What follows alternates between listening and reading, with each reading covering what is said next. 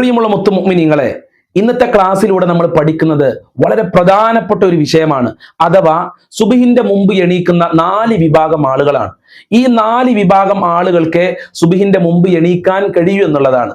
അതോടൊപ്പം തന്നെ സുബ്ഹിന്റെ മുമ്പുള്ള സമയത്തിന്റെ പ്രത്യേകതകൾ എന്തൊക്കെയാണ്, ആ സമയത്തിന്റെ മഹത്വങ്ങൾ എന്തൊക്കെയാണെന്ന് നമ്മൾക്ക് പഠിക്കാം. അതോടൊപ്പം തന്നെ രാവിലെയും വൈകുന്നേരവും നമ്മൾ പതിവാക്കേണ്ട അത്ഭുതകരമായ ഒരു ദിക്റും പഠിക്കാം. ഈ ദിക്ർ നമ്മൾ രാവിലെയും വൈകുന്നേരവും 7 പ്രാവശ്യം ചൊല്ലിക്കഴിഞ്ഞാൽ അത് മതി നമ്മളെ പ്രയാസങ്ങൾ മാറാൻ, നമ്മൾ അലട്ടിക്കൊണ്ടിരിക്കുന്ന ബുദ്ധിമുട്ടുകൾ മാറാൻ അത് മതി എന്ന് മുത്തുനബി പഠിപ്പിച്ചിട്ടുണ്ട്. ഏതാണ് ആ ദിക്ർ, എന്താണ് അത്താഴ സമയത്തിന്റെ പ്രത്യേകത, ആർക്കൊക്കെയാണ് സുബ്ഹിന്റെ മുമ്പ് എണീക്കാൻ കഴിയുക, വിശദമായി പഠിക്കാം. അല്ലാഹു തൗഫീഖ് നൽകട്ടെ. അസ്സലാമു അലൈക്കും വറഹ്മത്തുള്ളാഹി വബറകാതുഹു. അൽഹംദുലില്ലാഹി റബ്ബിൽ ആലമീൻ വൽ ആഖിബത്തു ലിൽ മുത്തഖീൻ. അസ്സലാത്തു വസ്സലാമു അലൈക യാ റസൂലല്ലാഹ്. അസ്സലാത്തു വസ്സലാമു അലൈക യാ ഹബീബല്ലാഹ്. ദാറുൽ മുബീൻ മജ്ലിസ് കാണുന്ന പ്രിയമുള്ള മുത്തുമുഅ്മിനീങ്ങളെ, നിങ്ങളെ എല്ലാവരെയും നമ്മുടെ ക്ലാസ്സിലേക്ക് ഹൃദ്യമായി സ്വാഗതം ചെയ്യുകയാണ്. അള്ളാഹു നമ്മളെ മുറാദുകൾ ഹാസിലാക്കി തരട്ടെ, പ്രയാസങ്ങൾ അകറ്റി തരട്ടെ. ദുആ കൊണ്ട് വസിയത്ത് ചെയ്ത ഒരുപാട് ആളുകളുണ്ട്, അവർക്ക് അള്ളാഹു സന്തോഷം നൽകട്ടെ. എല്ലാവർക്കും റാഹത്തല്ലേ, സന്തോഷല്ലേ? എല്ലാവരും മനസ്സറിഞ്ഞുകൊണ്ട് നെഞ്ഞത്ത് കൈവച്ചുകൊണ്ട് ഒരു 3 പ്രാവശ്യം അൽഹംദുലില്ലാഹി അലാ കുല്ലി ഹാൽ എന്ന് പറയൂ. അൽഹംദുലില്ലാഹി അലാ കുല്ലി ഹാൽ, അൽഹംദുലില്ലാഹി അലാ കുല്ലി ഹാൽ, അൽഹംദുലില്ലാഹി അലാ കുല്ലി ഹാൽ. ഇൻഷാ അല്ലാഹ് ആ അൽഹംദുലില്ലാഹി അലാ കുല്ലി ഹാൽ എന്നുള്ളത് കമന്റിൽ നിങ്ങളൊന്ന് എഴുതി വിടണം. ആരൊക്കെയാണത് പറഞ്ഞത് എന്ന് എനിക്ക് മനസ്സിലാക്കാൻ വേണ്ടിയിട്ടാണ്. അള്ളാഹു അനുഗ്രഹിക്കട്ടെ. ഇന്നത്തെ ക്ലാസ്സിലൂടെ നമ്മൾ പഠിക്കുന്നത് വളരെ പ്രധാനപ്പെട്ട 3 കാര്യങ്ങളാണ്. ഒന്നാമത്തെ കാര്യം, തഹജ്ജുദിന്റെ സമയത്ത് അതിരാവിലെ എണീക്കാൻ കഴിയുന്ന 4 വിഭാഗം ആളുകളുണ്ട്. ഒന്നാമത്തെ വിഭാഗം സ്വാലിഹീങ്ങളായ ആളുകളാണ്. യഥാർത്ഥ സ്വാലിഹീങ്ങളായ സജ്ജനങ്ങളായ ആളുകൾക്ക് അതിരാവിലെ എണീക്കാൻ കഴിയൂ. നിങ്ങൾ ഏതൊരു സ്വാലിഹായ മനുഷ്യനെ പരിശോധിച്ചു നോക്കിയാലും, ഏതൊരു ഔലിയായിനെ പരിശോധിച്ചു നോക്കിയാലും, ഏതൊരു പണ്ഡിതനെ പരിശോധിച്ചു നോക്കിയാലും അവരൊക്കെ സുബ്ഹിന്റെ മുമ്പ് എണീക്കുന്നവരായിരിക്കും. സുബ്ഹിന്റെ മുമ്പ് എണീറ്റുകൊണ്ട് അള്ളാഹുവിലേക്ക് അടുക്കുന്നവരായിരിക്കും ഏതൊരു സ്വാലിഹായ മനുഷ്യനും. അപ്പൊ സ്വാലിഹല്ലാത്ത ആളുകൾക്ക് സ്ഥിരമായി സുബ്ഹിന്റെ മുമ്പ് എണീക്കാൻ സാധ്യമല്ല എന്നുള്ളതിൽ യാതൊരുവിധ തർക്കവും ഇല്ല. അതുപോലെ സുബ്ഹിന്റെ മുമ്പ് എണീക്കാൻ കഴിയുന്ന 2ാമത്തെ വിഭാഗം ആളുകളുണ്ട്. പാരമ്പര്യശീലമുള്ള ആളുകളാണ്. അവർക്ക് ഈമാനൊന്നും ഉണ്ടാവൂല, ചിലപ്പോൾ സ്വാലിഹീങ്ങളും ആവൂല, പക്ഷെ അവർക്ക് പാരമ്പര്യ ശീലം ഉണ്ടാവും. യോഗക്ക് പോകുന്ന ആളുകള്, ജിമ്മിന് പോകുന്ന ആളുകള്, അതോടൊപ്പം തന്നെ അവരുടെ കുടുംബക്കാര് പഴയ കാലം മുതൽ തന്നെ നേരത്തെ എണീക്കുന്ന ആളുകളായിരിക്കും. അങ്ങനത്തെ ആളുകൾക്കും അതിരാവിലെ എണീക്കാൻ കഴിയും. അതോടൊപ്പം തന്നെ അതിരാവിലെ എണീക്കുന്ന മറ്റ് 2 വിഭാഗമുണ്ട്. ആ 2 വിഭാഗം അത്ഭുതമാണ്. ഒന്നാമത്തെ ആള് ചെറിയ കുട്ടികളാണ്. നിങ്ങൾ ശ്രദ്ധിച്ചാൽ മനസ്സിലാവും, ചെറിയ കുട്ടികൾ ഒരു 3 മണി 4 മണി സമയത്ത് എണീക്കുന്നതായി കാണാം. എന്താണ് അവർ ആ സമയത്ത് എണീക്കുന്നത്? അവർ ദിക്ർ ചൊല്ലുകയാണ്. ചെറിയ കുട്ടികളുടെ കരച്ചിൽ അത് തസ്ബീഹാണ്.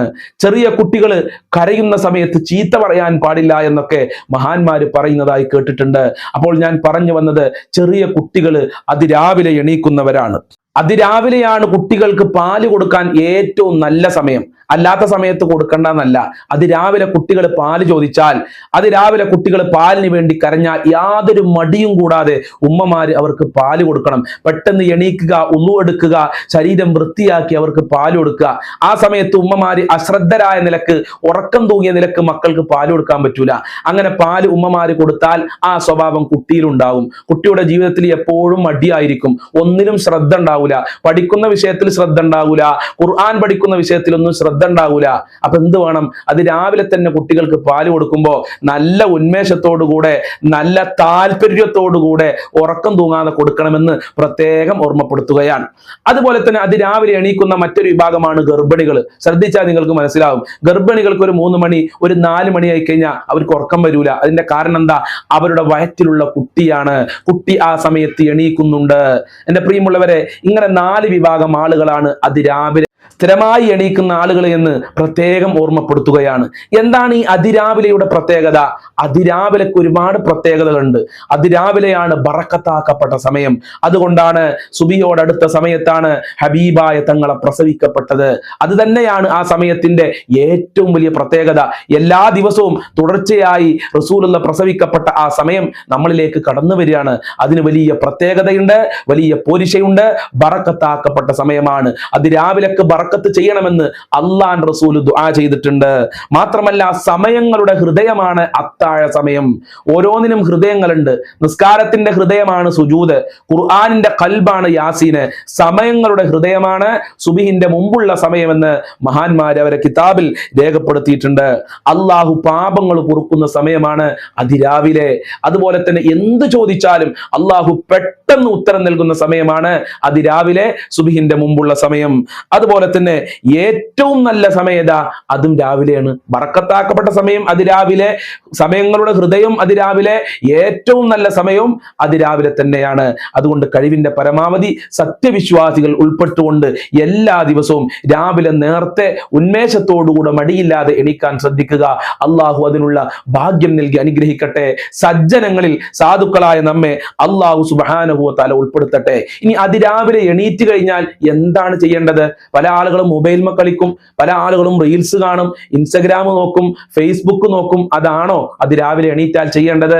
അതിരാവിലെ എണീറ്റാൽ ചെയ്യേണ്ടത്, ഒന്നാമതായി ചെയ്യേണ്ടത് നല്ല നിലക്ക് മിസ്വാക്ക് ചെയ്യുക എന്നുള്ളതാണ്. കുളിക്കാൻ പറ്റുകയാണ്, ശരീരം വൃത്തിയാക്കാൻ പറ്റും, കുളിച്ച് വൃത്തിയാക്കാൻ പറ്റുകയാണെങ്കിൽ അങ്ങനെ ശരീരം വൃത്തിയാക്കുക. മിസ്വാക്ക് ചെയ്യുക, അത് പുണ്യമുള്ള കാര്യമാണ്. അതോടൊപ്പം തന്നെ തഹജ്ജുദ് നിസ്കരിക്കുക. തഹജ്ജുദ് നിസ്കാരത്തിന്റെ പോർഷൻ ഇൻഷാ അല്ലാഹ് വരുന്ന ക്ലാസ്സിൽ നമുക്ക് പറയണം. തഹജ്ജുദ് നിസ്കാരത്തിന്റെ ശരിക്കുള്ള സമയം എപ്പോഴാണ്, എങ്ങനെയാണ് നിസ്കരിക്കേണ്ടത്, കൃത്യമായ റക്അത്തിന്റെ എണ്ണം എത്രയാണ്, അതുപോലെ തന്നെ ഏത് സൂറത്താണ് ഓതേണ്ടതെന്നൊക്കെ ഇൻഷാ അല്ലാഹ് തുടർന്ന ക്ലാസ്സിൽ നമുക്ക് പറയണം. കാരണം പുണ്യമായ ശഅബാൻ മാസം, റമളാൻ മാസം നമ്മളിലേക്ക് വരികയാണ്. തഹജ്ജുദ് നിസ്കരിച്ച് നമുക്ക് തുടങ്ങേണ്ടതുണ്ട്. അള്ളാഹു അനുഗ്രഹിക്കട്ടെ. ഞാൻ അതിലേക്ക് ഇപ്പൊ പ്രവേശിക്കുന്നില്ല. അപ്പൊ ആ സമയത്ത് എണീറ്റ് ചെയ്യേണ്ട ഒരു കാര്യമാണ് തഹജ്ജുദ് നിസ്കരിക്കുക എന്നുള്ളത്. തഹജ്ജുദ് നിസ്കാരം ഒഴിവാക്കരുത്. അത് ജീവിതത്തിൽ പതിവാക്കി കഴിഞ്ഞാൽ അത് മതി നമ്മളെ ജീവിതത്തിൽ രക്ഷപ്പെടാനെന്ന മുത്തുനബി നമ്മളെ പഠിപ്പിക്കുന്നത്. അതുപോലെ തന്നെ നിസ്കാരം കഴിഞ്ഞാൽ പിന്നെന്താ, പരിശുദ്ധ ഖുർആൻ പാരായണം ചെയ്യുക എന്നുള്ളതാണ്. നിസ്കാരം കഴിഞ്ഞ തഹജ്ജുദ് നിസ്കാരം കഴിഞ്ഞാൽ പിന്നെ വേഗം പോയി അടുക്കളയിൽ പോയി ചായ ഉണ്ടാക്കുകയല്ല ചെയ്യേണ്ടത്. നമ്മൾ എന്താണ് ചെയ്യേണ്ടത്? നിസ്കാരം കഴിഞ്ഞാൽ ഖുർആനുമായി ബന്ധപ്പെടണം. സൂറത്തു യാസീൻ ഓതുക, സൂറത്തുൽ മുൽക്ക് ഓതുക, സൂറത്തുൽ വാഖിയ ഓതുക, സൂറത്തുൽ ഇഖ്ലാസ് ഓതുക. ആ സമയത്ത് ഏതൊക്കെ സൂറത്തുകൾ ഓതാൻ കഴിയോ ആ സൂറത്തുകളുമായി നമ്മൾ ബന്ധപ്പെടുക. അങ്ങനെ ഖിറാഅത്ത് കഴിഞ്ഞാൽ പിന്നെ പ്രാർത്ഥിക്കലാണ്. നേരത്തെ പറഞ്ഞല്ലോ, പ്രാർത്ഥനക്ക് അള്ളാഹു ഏറ്റവും ഉത്തരം നൽകുന്ന ഒരു സമയം, പെട്ടെന്ന് തന്നെ ഉത്തരം നൽകുന്ന സമയമാണ് അതിരാവിലെ അത്താഴ സമയം. അപ്പൊ ഖുർആൻ ഓതി അല്പം ദുആ ചെയ്യുക. അതിനുശേഷം നമ്മൾ എന്ത് ചെയ്യണം? അള്ളാഹുവിലേക്ക് അടുക്കണം. നമ്മളെ റബ്ബിലേക്ക് അടുക്കാൻ നമ്മൾ സമയം കണ്ടെത്തണം. അതിനുള്ള നല്ലൊരു സമയമാണ് അതിരാവിലെ ദിക്ർ ചെല്ലുക, സ്വലാത്ത് ചെല്ലുക. ഏതൊക്കെ ദിക്ർ അറിയോ ആ ദിക്റുകളൊക്കെ ചെല്ലുക. ലാ ഇലാഹ ഇല്ലല്ലാഹ് ചെല്ലാം, ലാ ഇലാഹ ഇല്ലാ അൻത സുബ്ഹാനക ഇന്നി കുൻതു മിനൽ ളാലിമീൻ എന്ന ദിക്ർ ചെല്ലാം. ഇങ്ങനെ ദിക്റിലായി മുഴുകുക സുബ്ഹി ബാങ്ക് കൊടുക്കുന്നത് വരെ. മൊബൈൽ ഫോണിൽ കളിക്കല്ല, അതല്ലെങ്കിൽ അനാവശ്യമായ കാര്യങ്ങളിൽ ഇടപെടല്ല, ഫോൺ വിളിച്ചിരിക്കല്ല. നമ്മൾ ആ സമയത്ത് ചെയ്യേണ്ടത് ദിക്ർ ചൊല്ലലും സ്വലാത്ത് ചൊല്ലലുമാണ്. അത് കഴിഞ്ഞാൽ പിന്നെ എൻ്റെ പ്രിയമുള്ളവരെ ഒരു ദിക്ർ നമ്മൾ ചൊല്ലണം. ഈ ദിക്ർ വളരെ പ്രധാനപ്പെട്ടതാണ്. റസൂലുള്ളാഹി സ്വല്ലല്ലാഹു അലൈഹി വസല്ലം തങ്ങൾ നമ്മളെ പഠിപ്പിച്ചിട്ടുണ്ട്. മൻ ഖാല ഇദാ അസ്ബഹ വഇദാ അംസ, പ്രഭാത സമയത്തും അതുപോലെ തന്നെ വൈകുന്നേരവും ഈ പറയാൻ പോകുന്ന ദിക്ർ ഒരാൾ പറഞ്ഞാൽ ഏതാണ് ആ ദിക്ർ?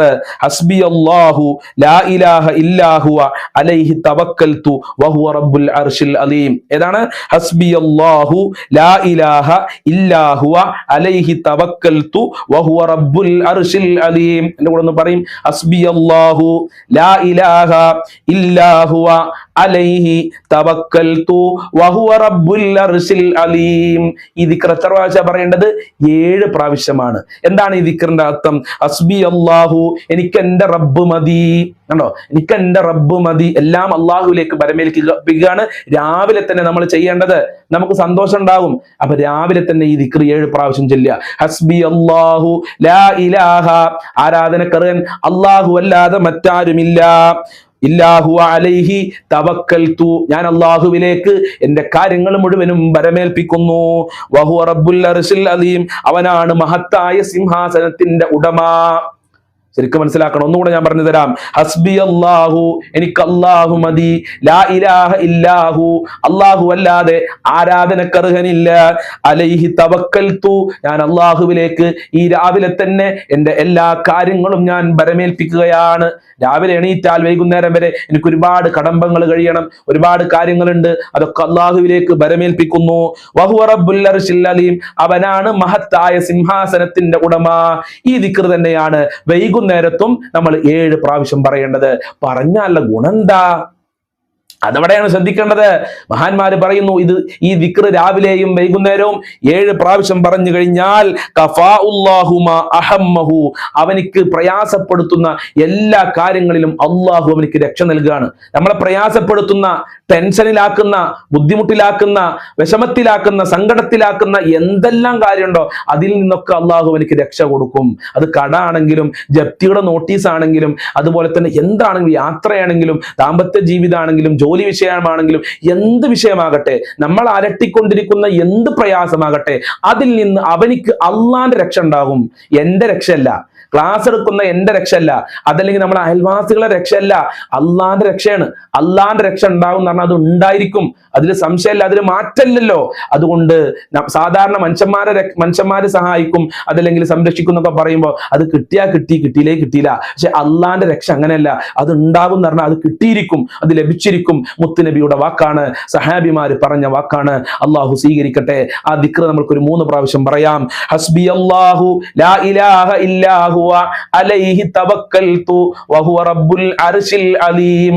ഹസ്ബി അല്ലാഹു ലാ ഇലാഹ ഇല്ലാ ഹുവ അലൈഹി തവക്കൽതു വഹുവ റബ്ബുൽ അർശിൽ അലീം.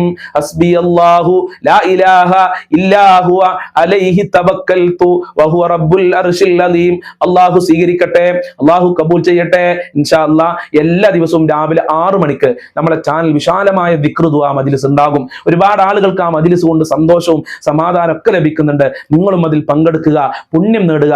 രാവിലെ 6 മണിക്ക് കൃത്യമായി പങ്കെടുക്കാൻ പ്രയാസമുണ്ടെങ്കിൽ നിങ്ങൾക്ക് എപ്പോഴാണോ പങ്കെടുക്കാൻ സമയം ഉണ്ടാകുക ആ സമയത്ത് പങ്കെടുക്കുക, ബർക്കത്ത് കരസ്ഥമാക്കുക. അള്ളാഹു അനുഗ്രഹിക്കട്ടെ. സ്വല്ലല്ലാഹു അലാ മുഹമ്മദ് സ്വല്ലല്ലാഹു അലൈഹി വസല്ലം, സ്വല്ലല്ലാഹു അലാ മുഹമ്മദ് സ്വല്ലല്ലാഹു അലൈഹി വസല്ലം. അല്ലാഹുമ്മ സ്വല്ലി അലാ മുഹമ്മദ് യാ റബ്ബി സ്വല്ലി അലൈഹി വസല്ലിം. അസ്സലാമു അലൈക്കും വറഹ്മത്തുള്ളാഹി വബറകാതുഹു.